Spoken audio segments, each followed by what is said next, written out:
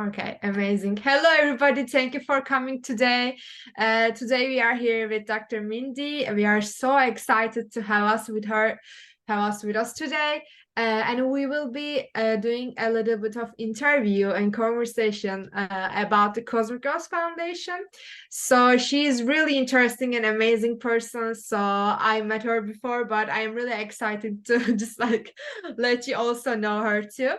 So in the meantime, I started the recording, by the way. In the meantime, maybe we can start. Before we can start, I will also introduce myself. Hello, I am Selen. I'm a volunteer at Women in Tech Netherlands. And today I will be your host. And thank you all who are joining today with us. So again, thank you, Dr. Mindy, for coming. Hello, how are you? I'm doing great. I'm doing great. I'm here out in space. Yeah, the background is amazing. We loved it, really. It's a Also, pleasure to be here. yeah, thank you so much for coming. Thank you for like coming and just like getting the light on us about this topic. So, if you're also okay with that, can you tell us a little bit about yourself? Sure. It's a little bit of a story. Well, I think it starts from my passion to wanting to become an astronaut since I've been 6 years old. I'm originally from New York, and I was excited about space from an early age, and I was told by people in order to become an astronaut, it's probably a good idea to get a PhD in a technical field. And I initially studied in the States with my bachelor's and master's in industrial engineering. And then when I heard that the Netherlands was a faster place to do a PhD, I decided to come over here to do it, because it took only 4 years as opposed to 6 years. And it was for me a means to an end, which I wanted to be more competitive when I applied to NASA.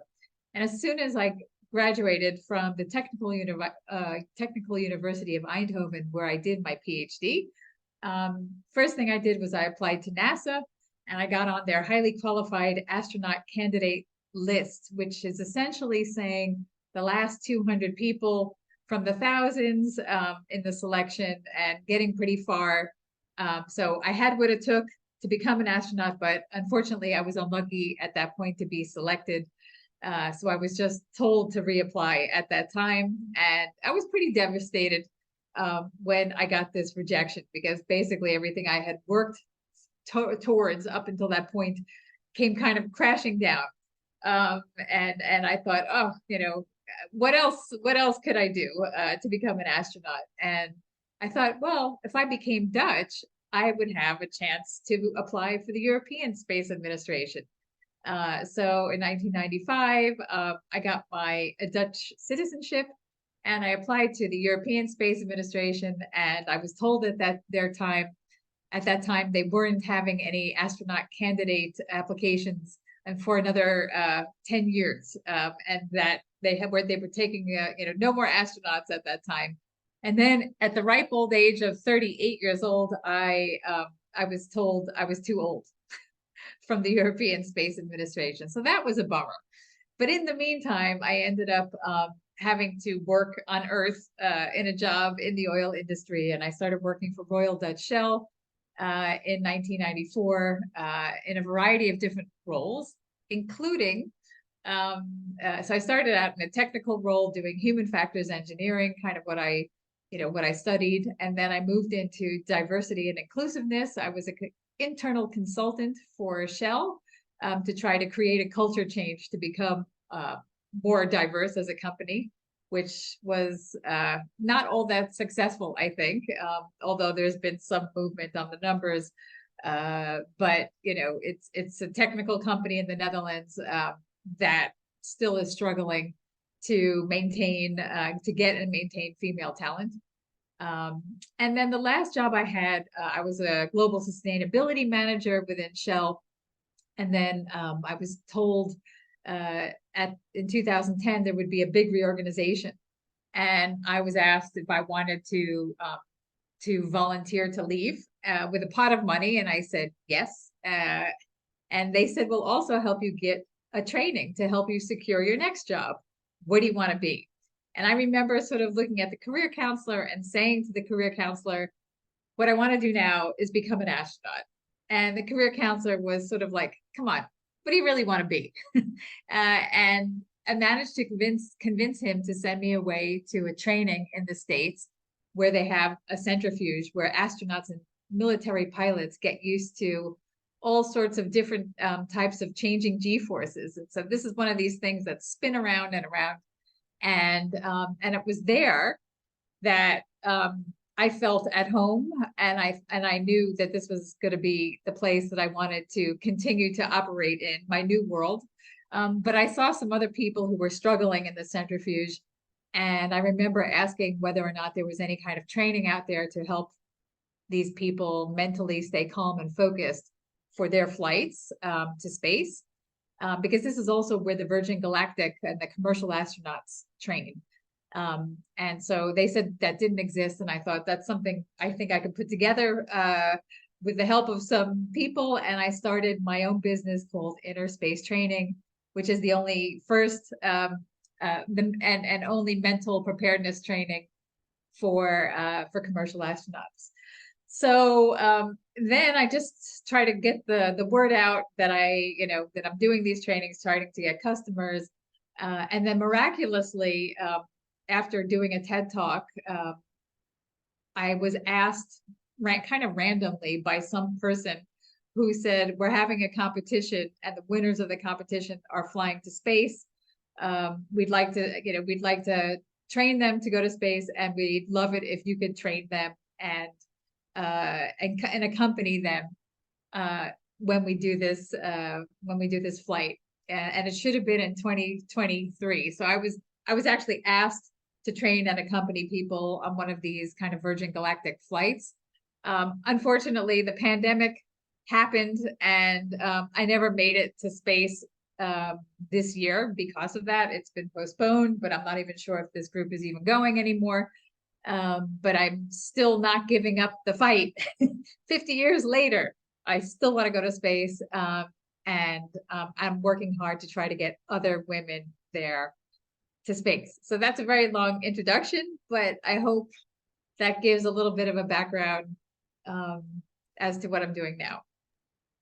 Thank you so much. Thank you so much. It was amazing. And when I talk with you, like, I always get the sense that you are really passionate about this. So you mentioned that already as a young girl, you wanted to be an astronaut. So do you remember what triggered your passion for space and drive to become an astronaut? Like, did something happen when you were a child? Or like, what is this passion is coming from for the space? Yes. Well, I wish I could say it was like a romantic kind of image of like seeing the lunar landing. And I think I actually managed to see the lunar landing. I do remember that way back when in 1969 when I was 4. But that wasn't the kind of romance that got me inspired about space. It was actually a more cheesier romance. I was in love with a TV show character who was an astronaut. And for those of you who are old enough and know who the $6 million man was, that's who I was in love with. And I didn't realize at the time when I was 6 and I was watching this on TV, that this was going to be the start of my passion. But I just pictured him and I hand in hand flying around space together. I didn't even know what space was. I just knew I wanted to be with him in space. So I think it was a much cheesier romance, and I was in love with a television character actually. So so there, we get our inspiration from all different places, and the television was mine. Thank you so much. It is a really great story to hear. So now I want to ask you about, like, what is Cosmic Girls Foundation? Like, who are they? What are they doing? So can you just give us a little bit of information about that? Sure. I would love to just share a couple of screenshots from Yeah, we would love our to. website. So let me just share my screen, and then I can talk through it really. It's not the first. So here's our tagline. Can everybody see this? Yes, we can see I don't it. know. Yeah. Okay. So so it's this is our logo, and it says launching dreams and girls in space. It's a charity in the it's a Dutch NB charity, NB Stichting, as well as a charity in the States called Cosmic Girls Foundation. So in the Netherlands, it's called Stichting Cosmic Girls. And essentially, we started in 2 continents to try to attract donors also to what we want to do, which is a really big idea. And let me just, let me put this up here now. We're essentially training the next space generation of girls 14 to 19.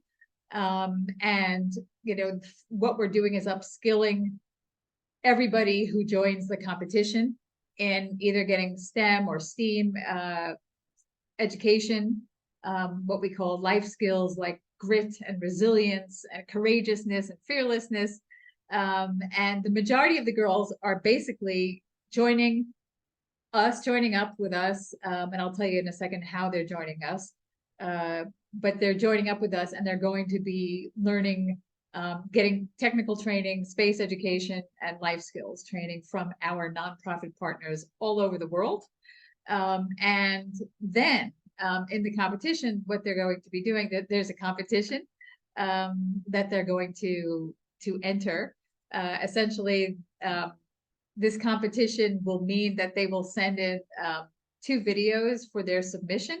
It's the 6 Girls, 6 Continents competition. And in that competition, they will have a chance by sending in these videos to become a finalist. And what we're having, and the finalists will receive the astronaut training, the world-class astronaut training, as well as 1 girl out of the 6 finalists will win actually a suborbital space flight. So it's something never been done before. It's giving girls who are economically and geographically diverse and vulnerable an opportunity to get this training, to get this exposure, and to get a chance to go to space. And so it's super exciting. And what we're also going to be doing is having a Netflix documentary being made about the process of these 6 girls and what their stories are, where they're coming from in the world, and their little village somewhere, and how they come and get their astronaut training, and how one makes it to space. So it's kind of a story of hope and inspiration for girls to say, you are welcome here in space. We want you here. You belong here. And and you just need to join up. And so what we're asking the girls to do is to submit 2 videos in the coming months when we start the competition. And we're going to have 6 continental judges select 1 finalist from their continent. And then we will announce who are the 6 finalists. And those girls and a parent will be flown to the different training destinations. So what we're giving out is first the inner space training, mental preparedness training to underpin kind of all the trainings. And then they will win parabolic flight training, which is a chance to feel 0 gravity on Earth in one of these parabolic flights that make crazy parabolas. And then you get 22 seconds of weightlessness 15 times for the 15 parabolas. And then the girls will get a chance to go into the centrifuge and spin around and see what it's like to feel like what it's going to be launched and experiencing the different G-forces. And then the one winner is going to win a space flight. So that is essentially what Cosmic Girls is. So super excited about it. It's one of its kind. We want to get as many girls upskilled and involved and joining the program. And I cannot wait for this to happen. So that's Cosmic Girls. Thank you so much. We have some questions in the chat, but before that, I want to ask you, like, I also got that question when I just like mentioned the Cosmic Girls Foundation with like other people. So they asked me like, why is like the age range is that way? Like, Yeah, why I yeah. am So too old to just join this? I know. Lots of people are going, oh, I just turned 20. Am I allowed? And then I have to go, no, but I want, I hate turning girls away.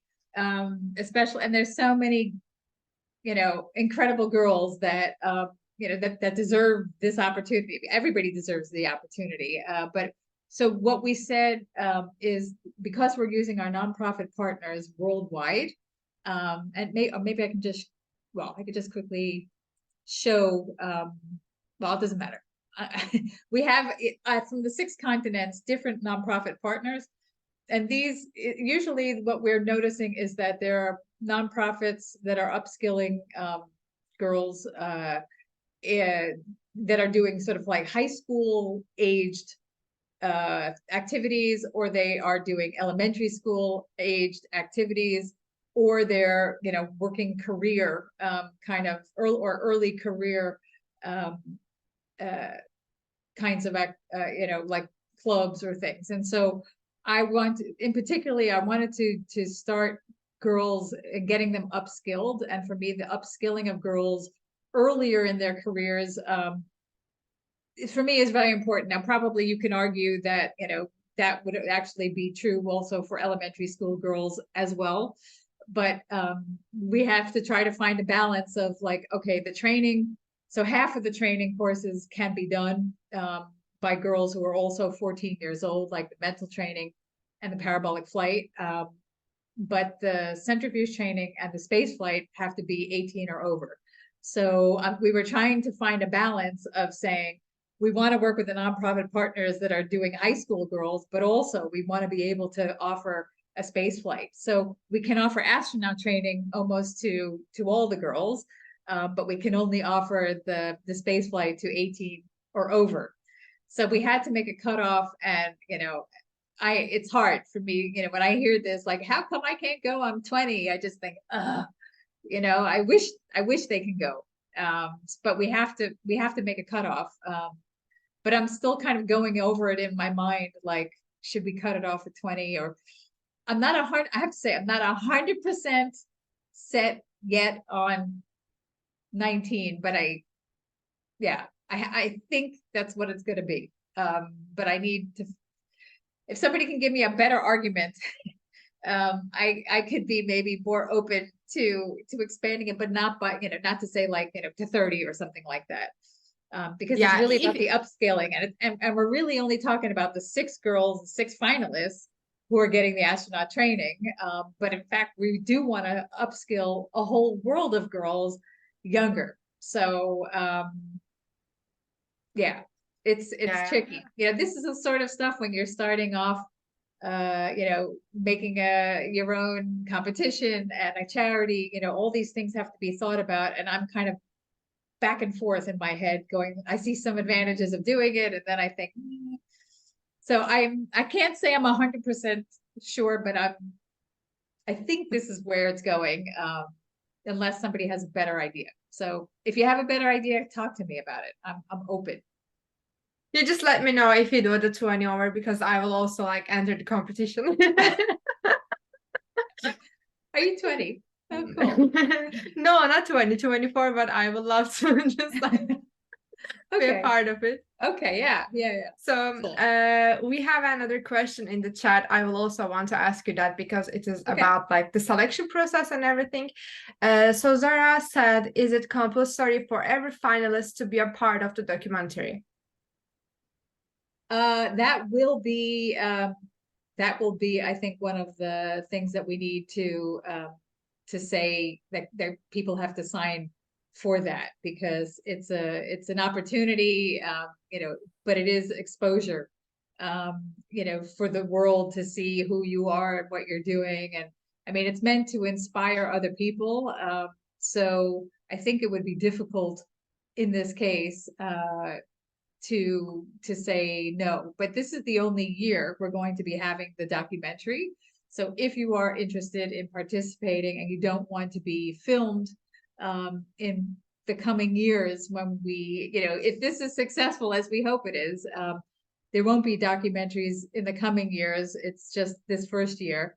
That filming issue won't be an issue in coming in years after this one. Okay, thank you so much for your answer. So I have some other questions too. So I wanted to discuss the importance of the role models in the space industry. So it is not just also space industry, like it is really important to have role models like in technology, space, and Right. everything. So like how crucial do you think is to have a role model, and who was yours? Do Well, you have one? I actually, if I think about it, like, I didn't really have one, except for Steve Austin, the $6 Million Man, which is really bad. Partly because, the internet was not around when I was a kid. I don't think I got a lot of information except from TV, and things like Sally Ride, one of the first female astronaut in the U.S. Like I had heard about her. I had seen some pictures of her, but there was very little information at the time when I was growing up in terms of female astronauts. It was like, because there weren't any, and they didn't start until the early 80s. So I didn't get that kind of inspiration or role models, unfortunately. I think when I got older, I started to admire people like Katherine Johnson, one of the ladies from Hidden Figures. I don't know if you saw that movie. These women who make the mathematical calculations for the astronauts in the 60s to get to the moon. And without them, there would be no space missions. Like hearing about some of these women kind of after the fact, they became role models for me, but not that I think they shaped the way I grew up, because I didn't necessarily hear about these women until I, was an adult. So I think it is extremely important to have role models. And yeah, it's nowadays, with the internet, we start to see more and more role models, and with organizations like yours that are that are supporting other women. It's beautiful to see. It's great. I mean, I think we need to have more of these organizations, shining uh, the spotlight on women that inspire somebody, and just by sharing stories, we can get the word out and inspire other women to, yeah, for greatness. So it's thanks to organizations like yours, really, that we need more sharing of these incredible women out there. Definitely, I agree. Like the butterfly effect is really true, I think. So if we share the greatness and also support each other, like we will definitely reach for bigger things. Thank you for your answer. So I have another question, like how can we help girls all over the world in creating an empowering mindset that will allow them to reach the stars, like literally? Okay. Well, I think mentoring is always a good start for both, so that girls can feel supported and that they have someone in their corner. But also, depending on mentor, you could also learn new skills, like, and also like how to deal with things like the imposter syndrome, as well as learning how to negotiate. And sorry about that background noise. No And think problem. so. So I think if you get mentoring is a great way to help girls get empowered, and I think and also understanding, like for example, I'm a United Nations Outer Space Affairs Office of Outer Space Affairs mentor. Like the girls that I'm working with are are so cool, but like telling them things about, how people applying for, like, men will apply for jobs, when they have half the qualifications, and women tend to do it when they have like 90% of the qualifications, and knowing that, and if somebody tells you that, you can start to think like, who do you think is more likely to get jobs? It's, you got to get into the game.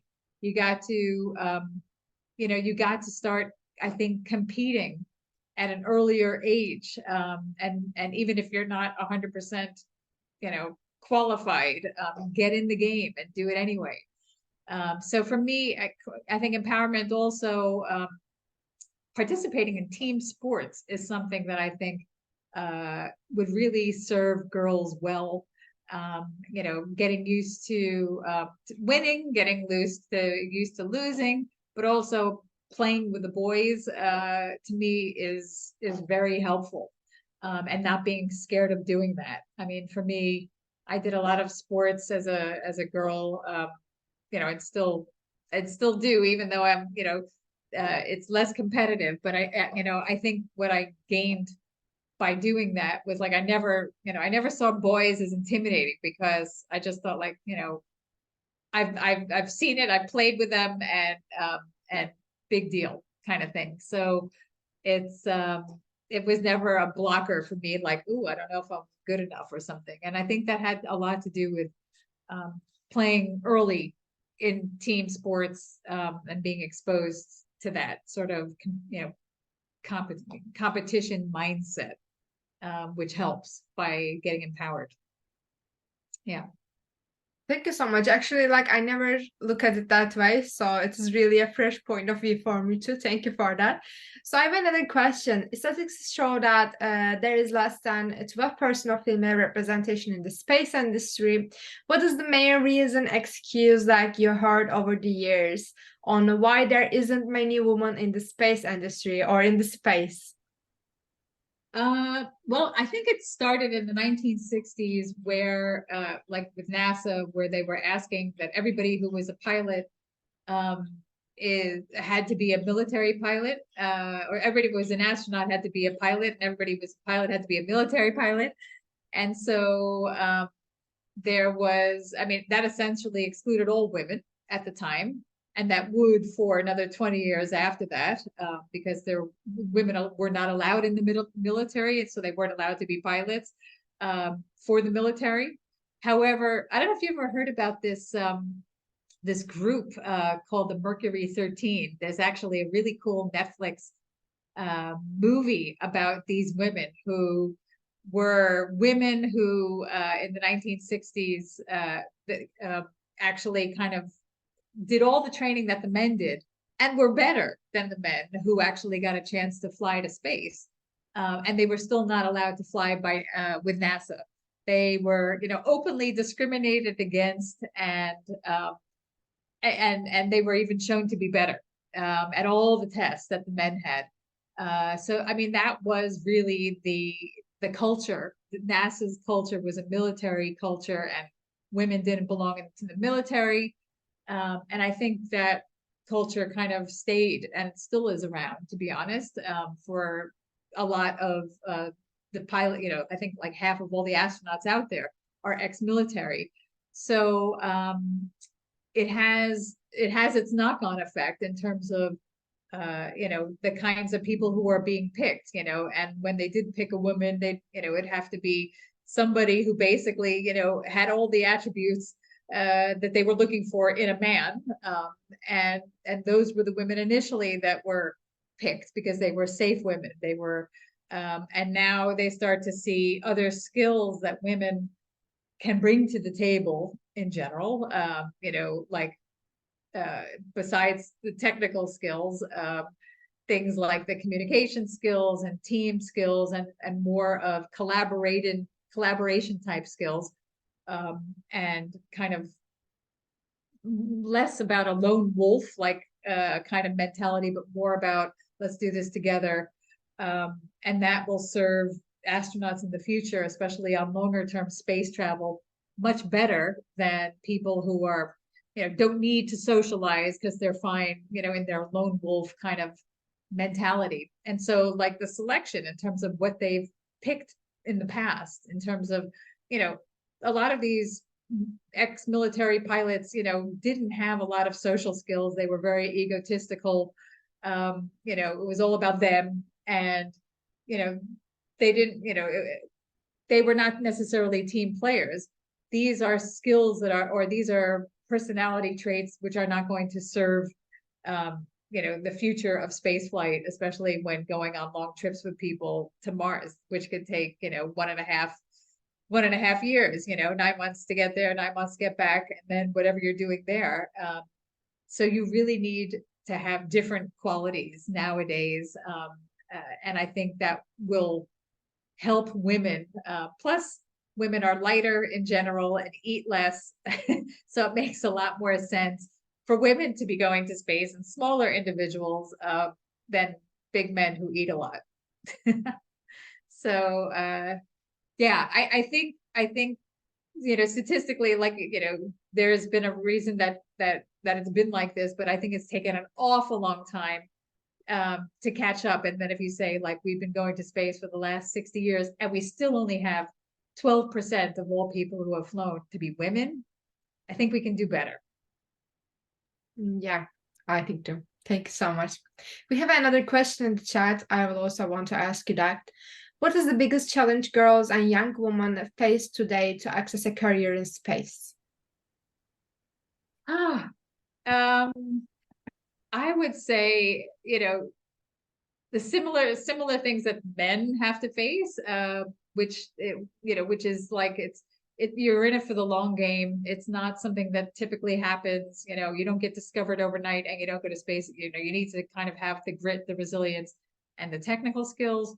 But on top of that, you typically have to kind of what I call sort of the double bind, which is, you have a narrow range of acceptable behaviors that you can be in for you to be considered okay as a woman.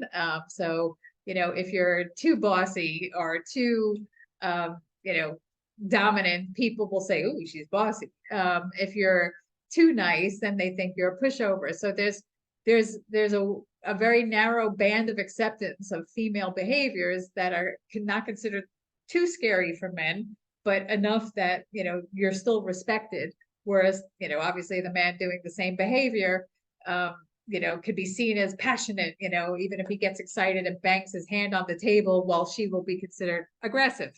So I think women have to speak both languages of the male language and to understand how they can navigate in this, and realizing, like, in male culture, how women are seen. So it's having some extra self-awareness about how to fit into that band of acceptance. I hope soon that band of acceptance will get bigger and bigger and bigger the more women we have, that display different types of personality traits. The more men will see, like, oh, this is not so scary or horrible, or I can handle this. But I think, when you are just starting to bring women in an area where there's not a lot of women, these pioneering women have to be able to deal with kind of speaking that language, speaking the male language, and being, acceptable, whatever that means. And then you put the cultural lens on that too, because typically, where you're coming from, you might not be, it could be a different space organization, which might have even more macho culture that you need to fit into. So it's not easy. It's not easy. And having that awareness, and still not, going all the way so that you don't feel like yourself anymore. That's not what I'm suggesting anybody does. You want to be able to kind of stretch those bands, still be yourself.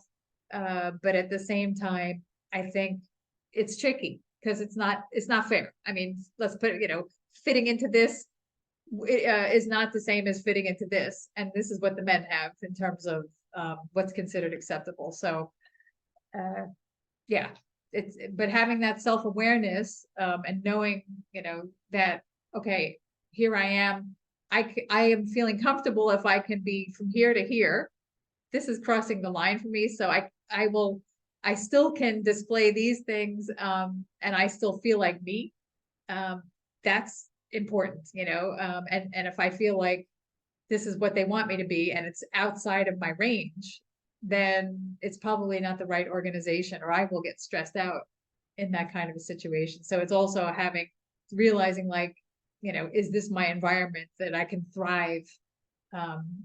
Some people, I think the early pioneers wanted it so badly, they just, were able to shut down probably a lot of themselves in order to make things happen for themselves. But I wonder what kind of price they paid, actually, these early pioneers. And now hopefully this band of acceptable behavior for women is getting bigger, I hope.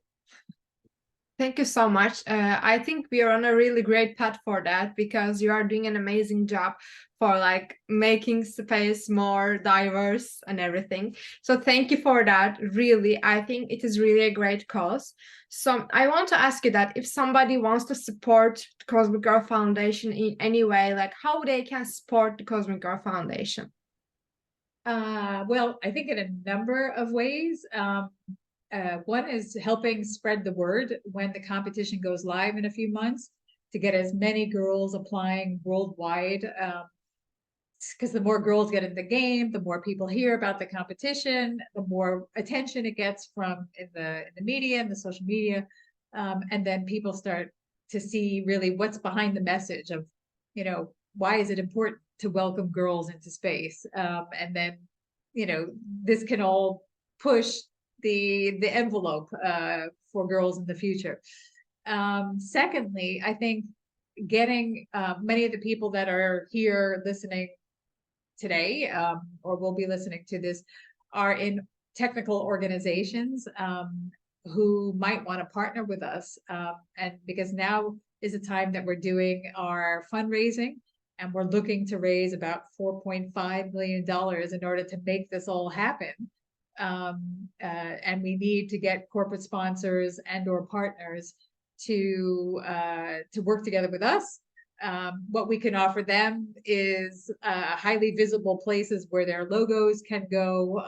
For example, on the 6 finalist jumpsuits, or in our various astronaut training locations, that then goes on a Netflix series. So there's a lot of actual positive value that we can offer our partners, but we do need the money to make this all happen.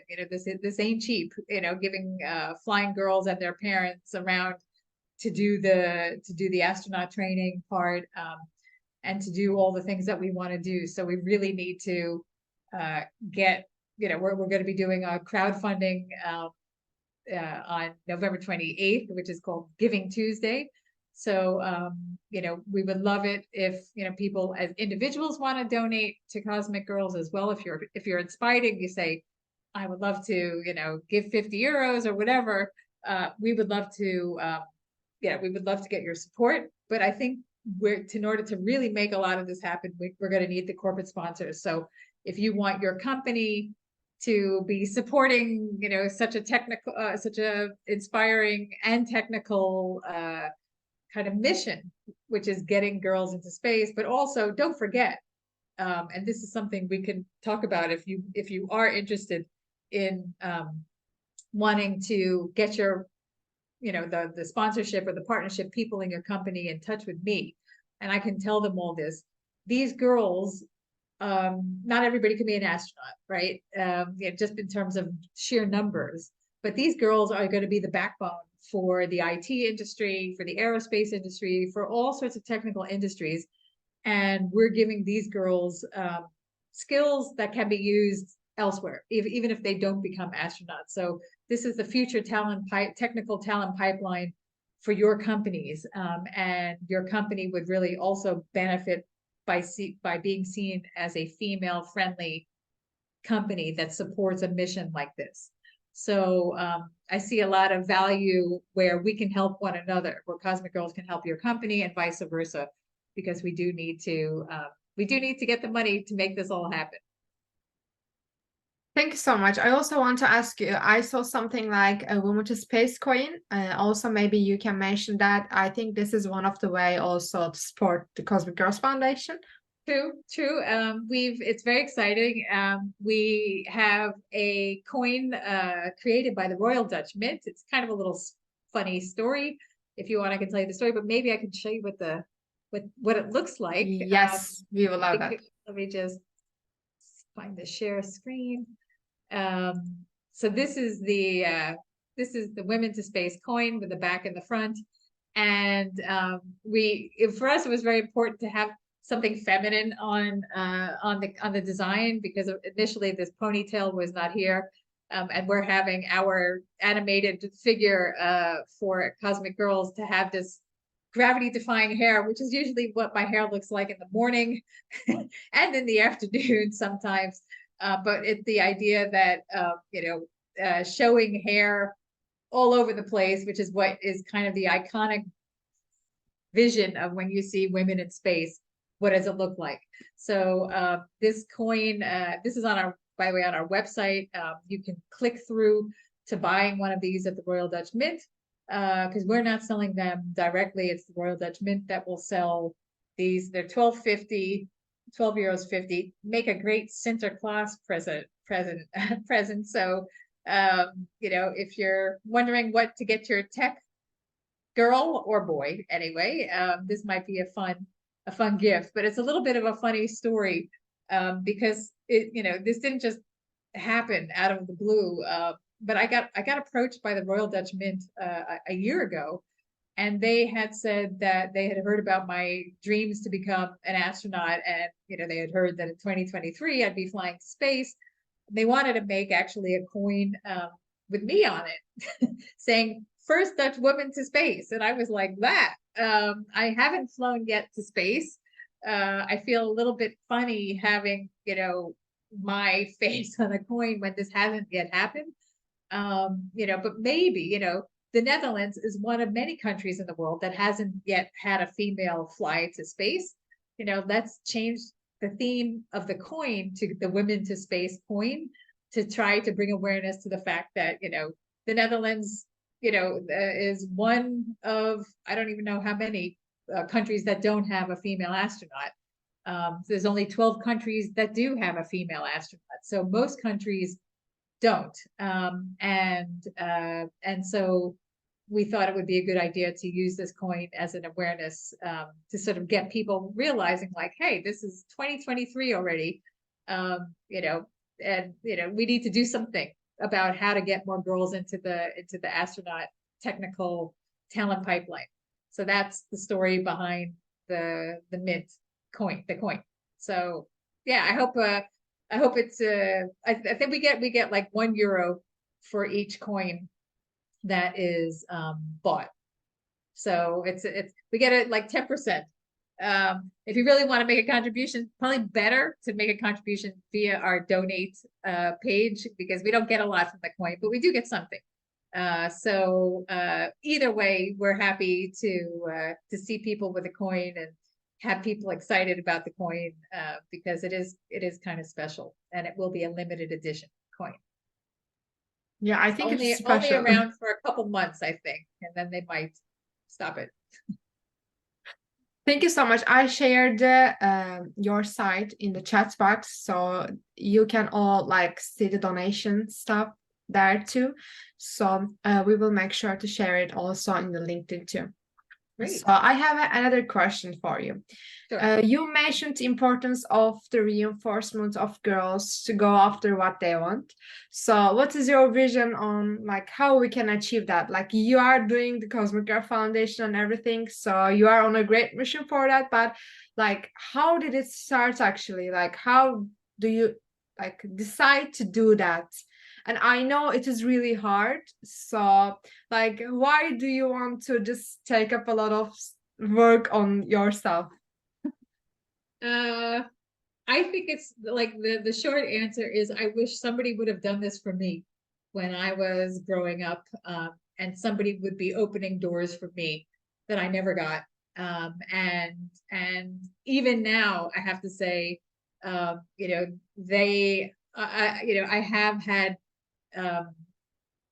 as a woman, I think, and I really believe there's not the warmest reception, even in the Netherlands, from the Dutch space community in terms of trying to do what I'm trying to do.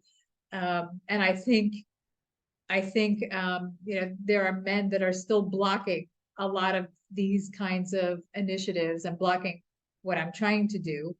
So I feel like, what can I do? I can try to go and do whatever I can to try to make it better for others.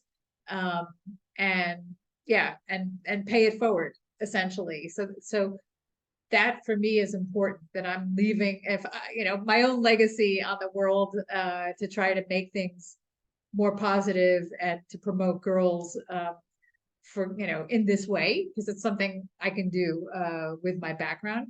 But I think, how do you get girls to go after what they really want? I mean, it's like, we're talking already about most of these points, which is, I think, promoting the positive role models, very important. Giving girls educational opportunities, like, access to STEM and space technology. I think still challenging these gender stereotypes of, encouraging girls to explore, a wide range of interests and activities, irrespective of traditional gender norms.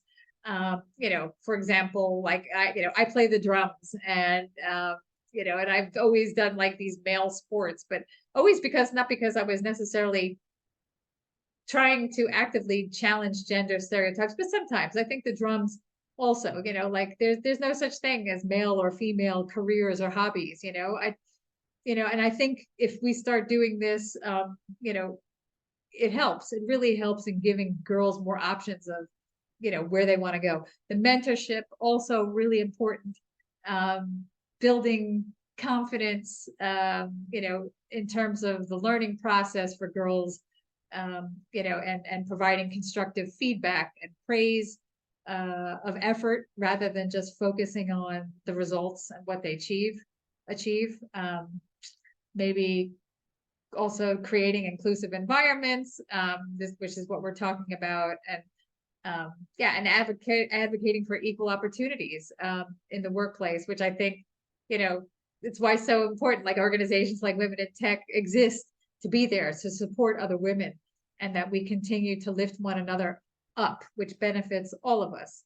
And we keep pushing this issue, to start to get more, women at the top, supportive women at the top, who are prepared to lift others up with them. That is, I think, how we're going to make some changes, some real step changes. I agree with you. I think it is really important.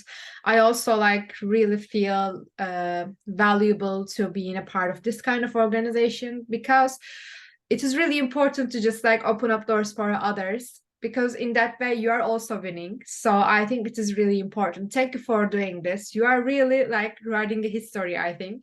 So Thanks. thank you so much for doing this. So I want to all of the people let you know that I have one other question, but in the meantime, if you have questions, you can write them through the chat box and I will ask Dr. Mindy. But I will ask you my last question. So, like in the future, what is waiting for the Cosmic Girls Foundation? Do you want to do this like a regular thing, like a maybe yearly thing, or do you have any other plans for the Cosmic Girls Foundation? Good question. I think it depends on how successful it all is, and whether we can easily get the funds, or less easily get the funds, and whether we could do the full program or not, which is what we're hoping for. Or we might need to postpone the timing for another year until we get the full funds. So a little bit is up in the air. I mean, I think this can go in so many different ways. We can do a few more rounds of, of what we're doing now. We could start expanding age groups. So we're not just excluding, girls who are older, and make it broader and broader, which is, ideally, I would love that. Or we could also think about, ways of upskilling, getting more specific, like giving pilot training, giving, so we could start think about, it's not only necessarily what I'm calling the astronaut skills, these three areas that I mentioned before, but, we could start to specialize in a particular area, like, like I said, either research or development for space or whatever. So I think there's a lot of possibilities where it all can go. And I'm not really sure where it's going yet. I first want to see, like, can we get through the first time? can we get the money? And if we can get the money fairly easily, then we have the possibility of expanding, and maybe expanding the numbers of people doing astronaut training, expanding the numbers of people going on space flights. So yeah, that's bigger, better. That is all in the future, and whether I'll be doing it, or whether I'll be sort of on the sidelines and somebody else will be the director, I'm not sure yet. We have to see where it all goes. But for now, I'm working without a salary, doing it all, making sure it's happening. And I don't think lots of people would do things without a salary. But once we start to get, you know, more funds, we can start to pay people for doing roles in the organization. But this is what it's like to run a charity in the beginning. So you just have to be dedicated to do this sort of stuff. And then hopefully we can start paying people for the work that they do, because I am having some volunteers helping. I have a social media person who is kind enough to help, and some other people with some of the communications, but it's difficult. It's when you can't pay people yet, it's people have to help out of the goodness of their hearts. So if anybody feels like with any kind of skills like social media or whatever, you want to go and donate some of your skills to us, we would love to also get any help in these areas. Definitely, they can add you on LinkedIn and write to you. Also, if you can find our reached out to us, and we will send her LinkedIn account to you also. So thank you so much. It was really great to talk with you again. It's a really pleasure to get to know you, and also this is really an honor. So thank you so much. Thank you. Thank you everybody for joining us and hearing about what we're doing. It's so excited to spread the message of getting girls into space and getting them upskilled. And you never know where it all leads, and how we can help one another. So thank you for giving me a platform to do that. Every time. I just want everybody to share the news, share with, if you know any young girls, please share the news with them. Just share the website, or if you have anybody who wants to donate, please also just share the website with them. Please help us to spread the word. It is really important. It is for a great cause. So thank you again. Love to. I was just going to say, I can share my social media details. Yes, we will love that. Yes, we will love that in the chat. Just put it into the chat. Yes, thank you. Thank you so much, Dr. Mindy. We will also make sure, I just copy and paste it here. We will also make sure it added to our latest post, in the latest post either.